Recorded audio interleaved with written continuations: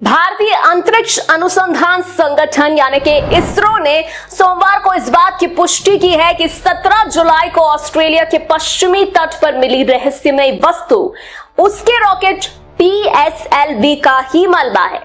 चंद्रयान 3 की सफल लॉन्चिंग के 3 दिन बाद ही इस वस्तु के मिलने से आम लोगों और वैज्ञानिकों के बीच ये चर्चा का विषय बन गया था। शुरुआत में ये कहा गया कि ये वस्तु चंद्रयान 3 से जुड़ी हो सकती है, हालांकि इसरो ने इसे सिरे से खारिज भी कर दिया था।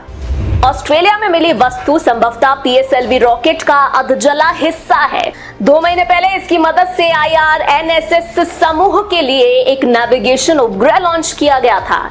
इस उपग्रह को दक्षिण दिशा में प्रक्षेपित किया गया था।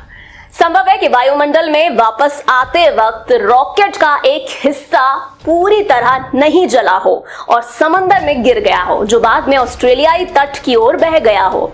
लेकिन क्या आपको पता है, वैसे तो इससे कोई नुकसान नहीं हुआ, लेकिन अगर ऑस्ट्रेलिया में कुछ इससे नुकसान हो जाता तो क्या भारत को इसका हर्जाना देना पड़ता?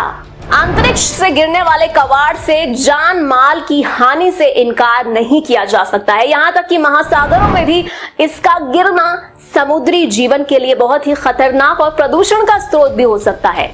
चूंकि पृथ्वी की सतह पर लगभग 70% हिस्सा महासागर है, ऐसे में महासागरों में अंतरिक्ष कबाड़ से गिरने की संभावना अधिक रहती है।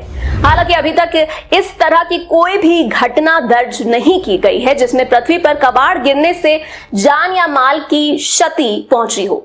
जब भी इस तरह का कबाड़ पृथ्वी पर गिरा है, निर्जन क्षेत्रों में ही गिरा है। अंतरिक्ष के मलबे को नियंत्रित करने के लिए अंतर्राष्ट्रीय नियम भी बने हुए हैं। इस नियम में पृथ्वी पर गिरने वाले मलबे का जिक्र भी किया गया है। लगभग सभी देश जो अंतरिक्ष में उपग्रह प्रक्षेपण करते हैं वो इस संधि के हस्ताक्षरकर्ता भी हैं।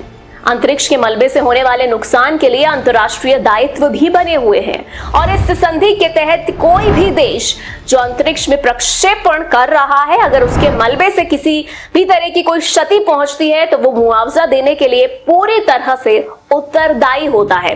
यानी कि जिस देश में भी अंतरिक्ष का मलबा गिरता है, वो देश उस वस्तु के गिरने से हुई नुकसान के लिए मूल देश से मुआवजे की मांग कर सकता है। मुआवजे की राशि अंतर्राष्ट्रीय कानून, न्याय और समानता के सिद्धांतों के आधार पर तय की जाती है।